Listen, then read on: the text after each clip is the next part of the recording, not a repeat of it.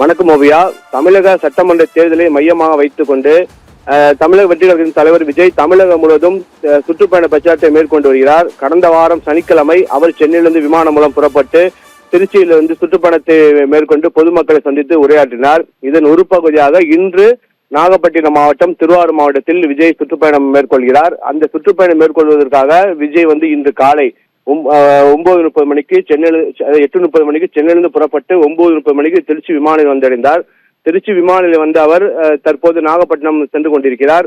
அதாவது அவர் நேற்று இரவு வரை அவர் வருகை குறித்து எந்த ஒரு அதிகாரப்பூர்வ தகவல் கிடைக்கவில்லை. அதாவது அவர் இன்று காலை தான் அவர் விமானத்தில் வருவார் என தகவல் வெளியாகியுள்ளது. அவர் விமான நிலையம் வந்த பிறகு நாகப்பட்டினத்திற்கு சாலை மார்க்கமாக புறப்பட்டு சென்றார். விமான நிலையத்தில் தமிழக வெற்றி கழக தொண்டர்கள் யாரும் வரவில்லை. திருச்சி சர்வதேச விமான நிலையம், காவல்துறை, ஏராளமான பொதுமக்கள் இருந்தனர். இந்த அதாவது விஜய் வரக்கூடிய அந்த நுழைவாய் பகுதியில் பத்திரிகையாளர்கள், காவல்துறை மட்டுமே அனுமதிக்கப்பட்டனர். 9:30 மணிக்கு விமான நிலையத்தை விட்டு வெளியே வந்த விஜய் தற்போது அவர் காலையில் புறப்பட்டு நாகப்பட்டினம் செல்கிறார். ஓவியா.